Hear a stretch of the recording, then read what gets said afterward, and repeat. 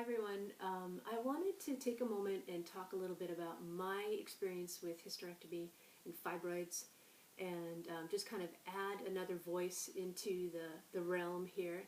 I've been looking at YouTube. There have been lots of videos there and I thought they were pretty helpful. And I just wanted to kind of also lend my support and my story to see if it could be of service to you in some way. So I had a hysterectomy. I had a hysterectomy 8 days ago now. And I'm doing pretty well. I can walk and get around pretty good. I'm not using any pain meds at all at this point. I did definitely for the first couple days. I needed those Norcos. I did not want to use them. I tried to go, the first night I made it without them, but then I just realized I'm not sleeping. Like, so how's my body going to heal if I can't really rest? So I took the Norcos for a few days. And then kind of tapered off of those. They also offered some, ibuprofen, some like super strong ibuprofen. I tried that. It was okay. To be honest, my friend makes a cannabis tincture, and that seemed to help just as much with the pain, and it just felt better.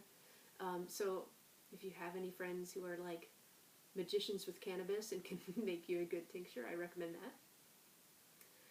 So my story started with fibroids started when I was 35. It actually started a few years before that my periods had become heavier and heavier, and it had become more and more debilitating, really, a condition that, like, I was just losing so much blood, I would just be completely wiped out. At the time, I was a massage therapist and doing pretty successful, 6 massages a day sometimes, and it would just wipe me out. I would be wiped out all day.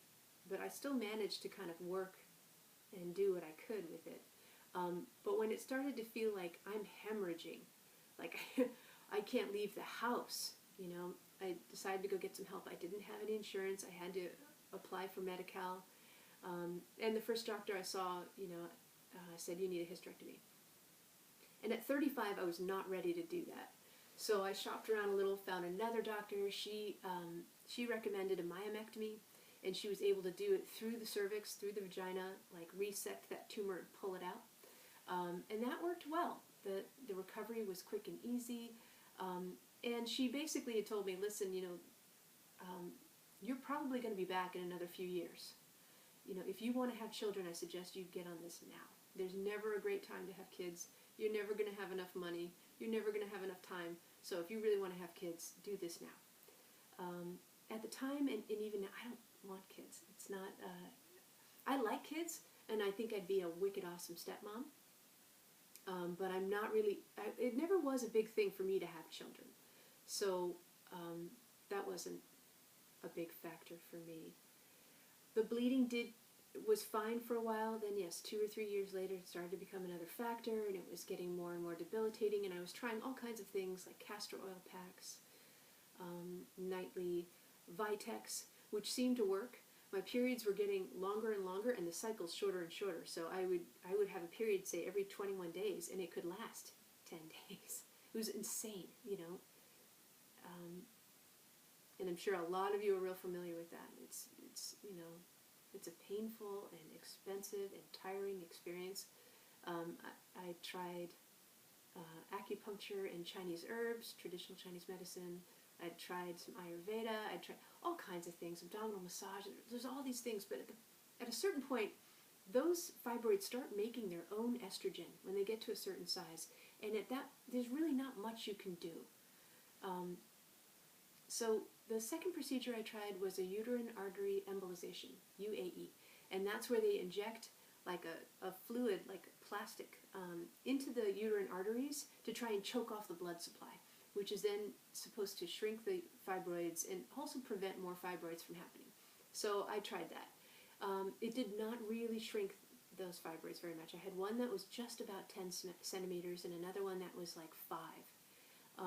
It shrunk the one down to maybe 7 centimeters, and the other one a little bit. But then, 2 years later, I was back with heavy bleeding and pressure.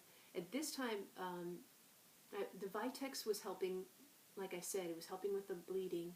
Another remedy that worked was shepherd's purse. So that's a tincture you can buy, and I would use that day 2, 3, and 4 of my period just to get it to slow down. That worked pretty well. But really, it was still a problem, and what I noticed was that now I was having these lumps, like it would just show up, you know. It was hard for me to, my jeans wouldn't fit. It was just uncomfortable. I had to pee all the time. I was always running to the restroom. And the pressure in my low back was something. Suddenly my back was going out so much more. So at that point, when this thing started to really pop out, that's when I started to think, okay, I need to do something here. Like, this is not getting better. It's getting worse. And I had a lot of alternative health practitioners say, you know, you don't want to lose your uterus because it could really affect you sexually. It could affect you hormonally. You could go into menopause. You know, all this fear stuff. But it was like, I'm already dealing with something that's pretty dang hard. And nothing else was working. So there is a doctor in LA who will do a myomectomy no matter how many fibroids you have, no matter how big they are. He'll do it. He does require that you stay in LA for 6 to 8 weeks. His surgery is like $20,000. And you'll keep your uterus. But that's a difficult recovery because depending on the size of those fibroids, I mean, he's really going to have to open you up to get those out and to keep the uterus there. And that just didn't feel like, I felt like if I'm going to take the risk of major abdominal surgery, I don't want to end up with this problem in another couple of years. I'd like to not have this problem ever. Like, let's find a definitive solution. And everything else hadn't worked at that point. So I decided to go with the hysterectomy, and I was terrified. I was terrified of the pain. I was terrified of going into early menopause, of losing sexual function, of, you know, all the fear that you're going to gain a bunch of weight, you know, all this stuff. And it's only been a week, so I haven't gained a bunch of weight. My belly did swell up. It was an abdominal hysterectomy. That's what I chose to do.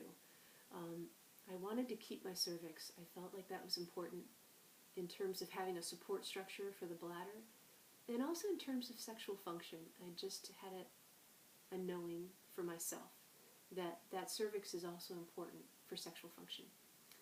So I went for the bikini cut. I did not do it laparoscopically. And so that's a more difficult surgery to come back from because it does require a bigger incision.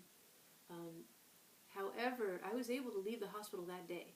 I went home that night. I could just see right away, as soon as I came out of the anesthetic, I was like, I'm not going to get better here. Like, I wasn't resting. I didn't feel comfortable. I just needed to go home. And so I really campaigned, and the doctor let me go home that afternoon. And I started to feel better. You know, the painkillers they give you, I tried to do it without. I tried to just use, my friend had a cannabis tincture. I just tried to use that. It wasn't enough for the first night in particular. I got through the whole night, but I was like, no, I'm not sleeping. And I knew that wasn't good. So I started taking the Norcos. I took those for 3 days, 2.5, 3 days. And then I was able to get off of them completely and just use the cannabis tincture. And maybe some ibuprofen if I needed it. I'm not using anything right now. Like I said, it's been 8 days. I feel good. I'm walking around. I'm sleeping okay. I suggest something like coconut. So the first bowel movement is a big deal for some people. So I suggest you get something that will help you have a bowel movement. And to me, like, coconut macaroons are delicious. Even with the anesthesia, like, nothing tasted right for days. Nothing. I felt nauseous and nothing tasted good except coconut macaroons and tapioca. Like, maybe not the healthiest food, but it tasted good, and it helped me have that bowel movements. It helped me kind of regulate. Drinking lots of water was real important. And I had friends sign me up for Meal Train. So that's MEAL, mealtrain.com, and you can have people sign up to bring you food and to help you. Like, I have a dog, so help me walk my dog and do housework. I can't tell you what it was like, you know, to have your friends show up and, like, vacuum, you know, do my dishes and bring me soup. It was so sweet. It was so sweet and hard. Like, you really have to humble yourself with this process. You've got to put your life into someone else's hands and just trust that you're going to be okay. And so that's my basic story. Like I said, it's been a week. I feel good. I'm still kind of sore. I'm not going for runs or bike rides, but I'm able